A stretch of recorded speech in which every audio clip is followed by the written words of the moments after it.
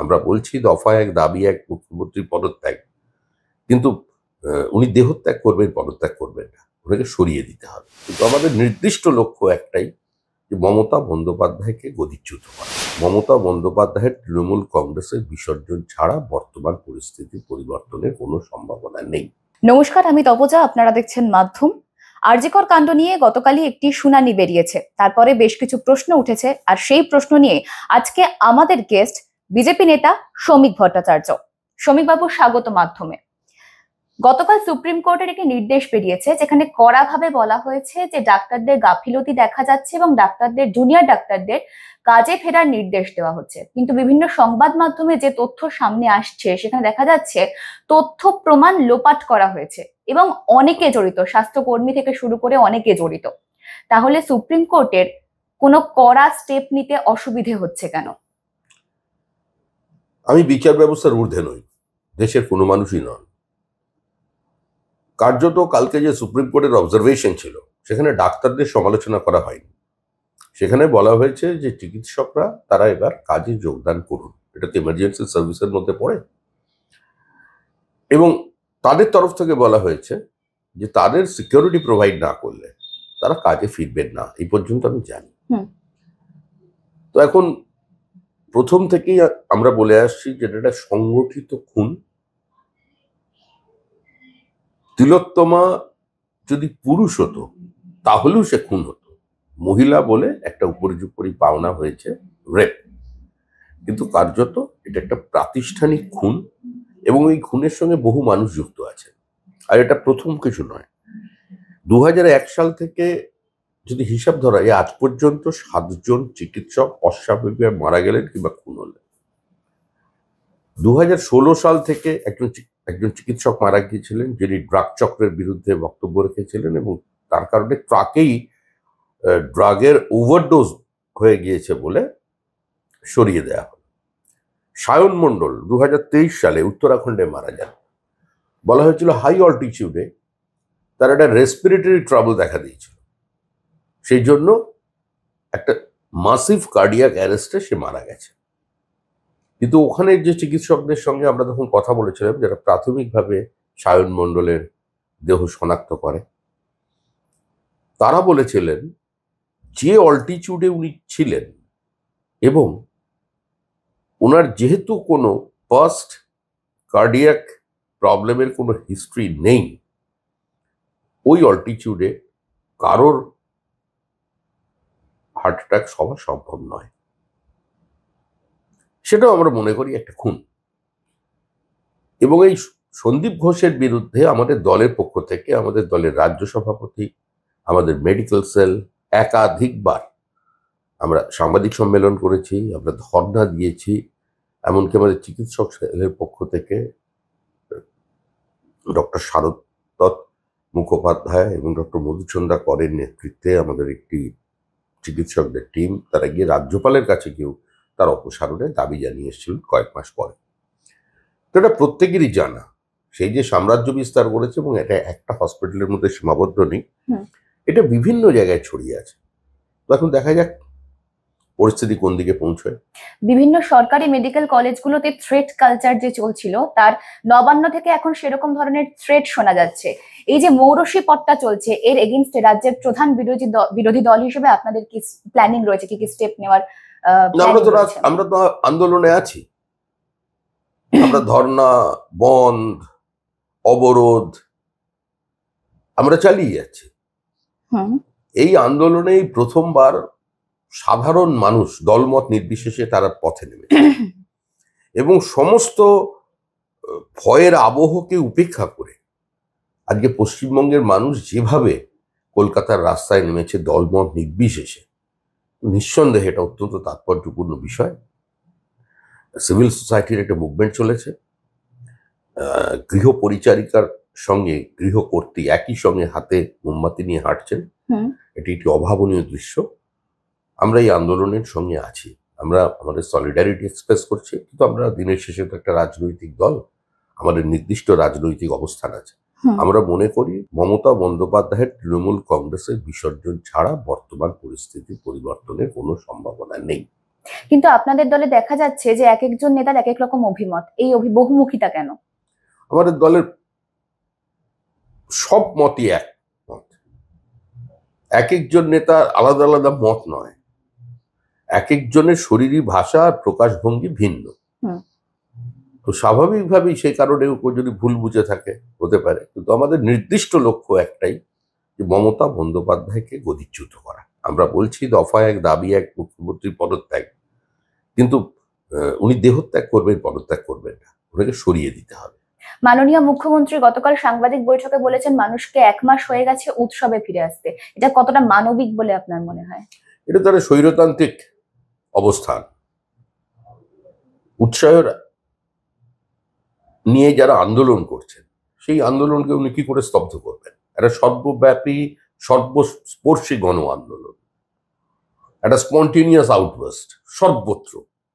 এটা শুধু ওই মেয়েটির ঘটনাকে কেন্দ্র করে নয়, 12 বছর ধরে তৃণমূল কংগ্রেস যে হেজিমনি এস্টাবলিশ করেছে, মানুষের সমস্ত মৌলিক অধিকারগুলোকে বাজেয়াপ্ত করেছে, সমস্ত প্রতিবাদগুলোকে রক্তাক্ত ক্ষতবিক্ষত করেছে। যদি আমাদের দলের হিসাব করা হয়, 2016 সালের আগে থেকে আজ পর্যন্ত আমাদের 217 জন বিজেপি কর্মী খুন হয়েছে। আমাদের 37 জন মহিলা গণধর্ষিতা হয়েছেন বিজেপি করার অপরাধে, বুথে বসার অপরাধে, প্রার্থীর সঙ্গে নির্বাচনী প্রচারে অংশগ্রহণ করার অপরাধে। আমরা কি বিচার হয়েছে? হাইকোর্টের নির্দেশে যে ভোট পরবর্তী হিংসার তদন্ত করছে সিবিআই, সেখানে পুলিশ সহযোগিতা অনেক দূরের কথা, তারা সাক্ষীদের হস্টাইল করছে, আতঙ্কের আবহ তৈরি করছে, মানুষকে বলছে যে তোমরা যদি এখানে কোনো কথা বলো তাহলে তোমাদের নিরাপত্তার দায়িত্ব আমরা নিতে পারবো না, এই পরিস্থিতি। আচ্ছা, রাজ্যের মুখ্যমন্ত্রী যে কথাটা বলেছেন উৎসবে ফিরে আসার কথা, আমরা জানি মানুষের শোকের আয়ু 1 বছর, মুখ্যমন্ত্রী এখন সেটাকে ধরে বেঁধে কমিয়ে এনেছেন 1 মাস 1 দিনে। আপনি নিজে পারবেন উৎসবে ফিরতে এই ঘটনার পর? আমি নিজে ফিরতে পারবো কি পারবো না সেটা তো সম্পূর্ণ ভিন্ন বিষয়। কোনো সুস্থ স্বাভাবিক মানুষের কাছ থেকে সমাজ এই ধরনের প্রতিক্রিয়া, এই ধরনের আহ্বান আশা করে না। একটা চরম অসহিষ্ণু, প্রতিহিংসা পরায়ণ, অসংবেদনশীল সরকার এই মুহূর্তে পশ্চিমবঙ্গে আছে। দেশের কোথাও এরকম সরকার নেই। এই খুন করেছে তৃণমূল কংগ্রেস সরকার। আমরা তৃণমূল কংগ্রেস সরকারটার ফাঁসি চাই। আরজিকর কাণ্ডে নাকি পুলিশ এখনো হাইকোর্টে কোনো মামলা করেনি, এটা কি ঠিক? দেখুন, আইনের কোনো খুঁটিনাটি নিয়ে আমি কোনো আলোচনায় যাব না। আমি মনে করছি কেন্দ্রীয় তদন্তকারী সংস্থা তদন্ত করছে, তারা কি পেয়েছেন কি পাননি সেটা সম্পূর্ণ সিল খামের মধ্যে আছে, সেটা আমরা দেখিনি। কারণ সিবিআই কিংবা ইডি এরা কেউই এখন কেজড প্যারট নয় ইউপিএ জমানার মতো। তারা স্বাধীনভাবে তদন্ত করছে, তদন্ত করতে গিয়ে কোথায় তারা যদি অসুবিধায় পড়ে সেটা দেখছেন মহামান্য সুপ্রিম কোর্ট, এবং আমি আশা করব সুপ্রিম কোর্টের বিচারপতিদের কাছে, চিফ জাস্টিসের কাছে, যে তাদেরও এটা মনে রাখা উচিত, মানুষের জন্য আদালতের জন্ম হয়েছে, আদালতের জন্য মানুষ জন্মগ্রহণ করেনি। আজকে পশ্চিমবঙ্গে মানুষের যে আবেগ যাতে আহত না হয়, এটাও কিন্তু আদালতের নজরদারিতে থাকা উচিত। আচ্ছা, প্রথম দিনের শুনানিতে 21 জন, পরের দিনের শুনানিতে 34 জন ধর্ষকদের হয়ে যারা লড়াই করছেন। আপনারা তো রাজ্যের প্রধান বিরোধী দল, তাহলে যে জুনিয়র ডাক্তার বা নির্যাতিতার পক্ষে আপনারা কোনো স্ট্রং একজন আইনজীবী এমন কাউকে অ্যাফোর্ড করছেন না কেন? কাউকে দাঁড় করাচ্ছেন না কেন মুখ হিসেবে? না, আমরা এখান থেকে কোনো রাজনৈতিক সুবিধা তুলতে রাজি নই। পশ্চিমবঙ্গের রাজনীতিতে এই মুহূর্তে বিজেপি প্রাসঙ্গিক। মানুষ এই বাইনারিটা তৈরি করে দিয়েছে। তৃণমূলকে হারাতে পারে একমাত্র বিজেপি, মানুষ এটা বলে দিয়েছে। 2021-এ বলেছে, 2024-এ বলে দিয়েছে। তো সুতরাং যিনি করছেন, সরকারি আইনজীবী যিনি আছেন, সিবিআই এর আইনজীবী, তিনি যেটা বলছেন আমরা সেই দিকেই তাকিয়ে আছি। আমরা কেন্দ্রীয় বাহিনী দিয়ে দেখেছি আরজিকরের নিরাপত্তা সুনিশ্চিত করা গিয়েছে, কিন্তু রিসেন্টলি সাগর দত্ত হাসপাতালে বা মুর্শিদাবাদ মেডিকেল কলেজ পশ্চিমবঙ্গে কোথাও কোনো নিরাপত্তা সুনিশ্চিত করা যাবে না। পুলিশ, সিআইএসএফ, বিএসএফ এ ধরনের অর্গানাইজেশন সম্পূর্ণভাবে কাউকে নিরাপত্তা দিতে পারে না। যে রাজ্যের শাসক দল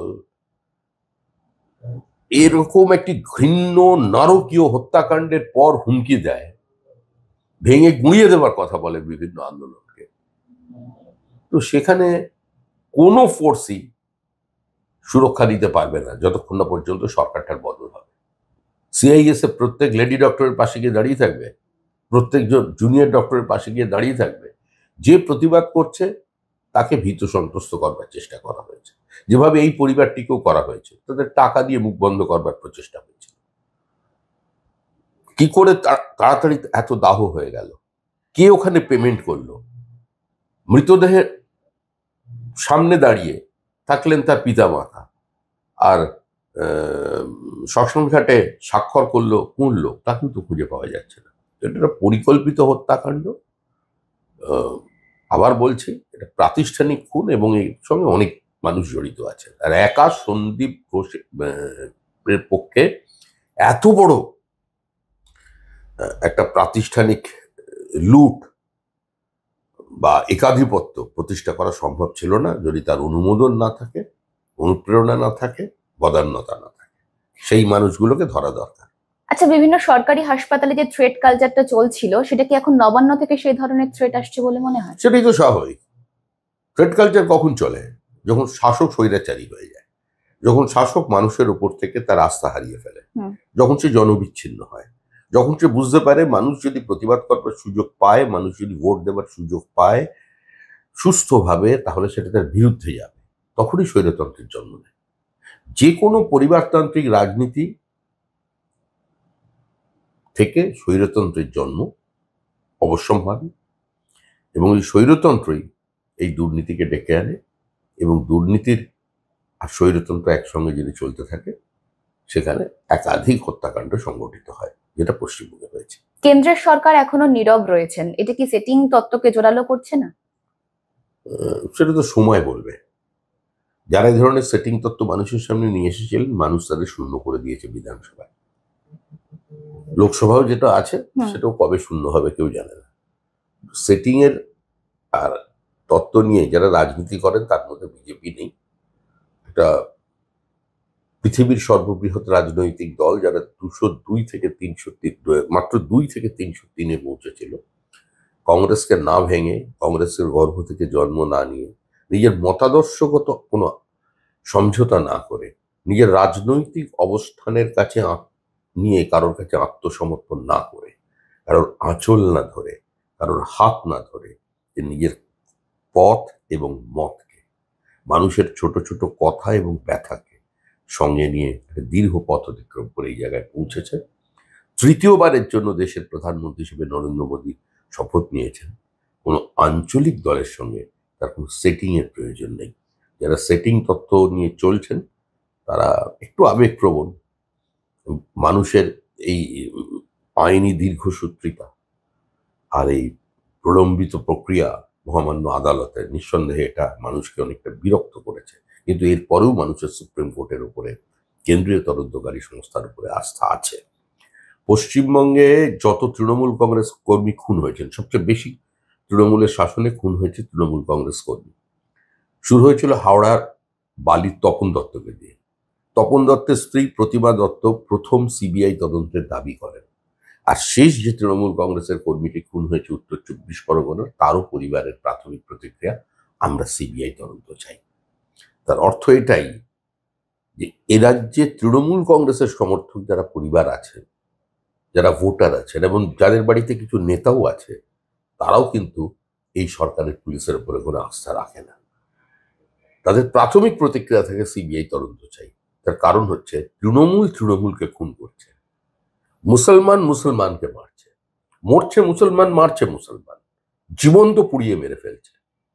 এই পরিস্থিতি পশ্চিমবঙ্গে তৈরি হয়েছে। এবং সর্বোপরি নিঃসন্দেহে কথাটা আজকে বলতে হবে যে এই আন্দোলনের কারণে, এটা তো চলবেই, রাজনৈতিক আন্দোলন হিসেবে চলবে, সামাজিক আন্দোলন হিসেবে চলবে, কিন্তু তার সঙ্গে সঙ্গে যেটা আমাদের লক্ষ্য রাখতে হবে যে আমাদেরই রক্ত, আমাদেরই ভাই, আমাদের ঠিক সীমানার ওপারে, একদম আমাদের রাজ্যের লাগোয়া, এখানে সাইকেলের বেল বাজালে ওদিকে শোনা যায় ওখানের মন্দির ভাঙা হচ্ছে, ওখানে জোর করে ধর্মান্তকরণ করা হচ্ছে। বাড়ির সুন্দরী মেয়ে থাকলে, গৃহবধূ থাকলে তাকে তুলে নিয়ে যাওয়া হচ্ছে, প্রকাশ্যে গণধর্ষণ হচ্ছে, জোর করে বিয়ে করে নেওয়া হচ্ছে। একাধিক হিন্দু মন্দির ভেঙেছেন, একাধিক মানে অসংখ্য ছোট ছোট সতীপীঠকে ভেঙে দেওয়া হয়েছে, প্রতাপাদিত্যের স্মৃতি বিজড়িত একটি মন্দির আক্রান্ত হয়েছে। আওয়ামী লীগ, এমনকি আওয়ামী লীগের নেত্রী তারা পর্যন্ত ধর্ষিতা হয়েছেন। তারাও মুসলমান হিসাব করলে। আর আমাদের তো ওখানে যারা হিন্দু, বৌদ্ধ, জৈন, খ্রিস্টান আছেন তাদের ওপরে অবর্ণনীয় অত্যাচার চলেছে। এটা যেন আমরা ভুলে না যাই, কারণ ওই যে মানুষগুলো আছে না, ওদের পূর্বপুরুষ তারা স্বাধীনতা সংগ্রাম করেছিল, অসংখ্য স্বাধীনতা সংগ্রামে বলিদান আছে। অধুনা যারা বাংলাদেশে বসবাস করছেন তাদের পূর্বসূরীদের, তারা স্বাধীন ভারতবর্ষের জন্য লড়াই করেছিলেন, স্বাধীন পাকিস্তানের জন্য নয়। কংগ্রেসের পাপ আজকে এই দেশভাগ। তারা আত্মসমর্পণ করেছিল ব্রিটিশ সাম্রাজ্যবাদী চতুর শয়তানির কাছে। ওল্ড ম্যান ওয়্যার ইন হারি, বয়স হয়ে যাচ্ছিল, কেউ জেলে যাবার জন্য প্রস্তুত ছিলেন না। পাকিস্তান নামে কোনোদিন কোনো দেশ ছিল না, কোনো রাষ্ট্র ছিল না, কোনো সে অর্থে পৃথক জাতিসত্তা ছিল না। শুধু কয়েকজনের রাজনৈতিক উচ্চাকাঙ্ক্ষার কারণে আজকে এই পাকিস্তানের জন্ম হয়েছে এবং তারপরে বাংলাদেশের জন্ম হয়েছে। এবং যে বাংলাদেশের জন্মদাত্রী শ্রীমতী ইন্দিরা গান্ধীকে বলা হয়, ইন্দিরা গান্ধীর নামে যে ওখানে লাইব্রেরিটা ছিল সেটাও সম্পূর্ণ চালিয়ে দেওয়া হয়েছে। অর্থাৎ মৌলবাদ যুগের পর যুগ অতিক্রম করে গেলেও তাদের মধ্যে কোনো পরিবর্তন আসেনি।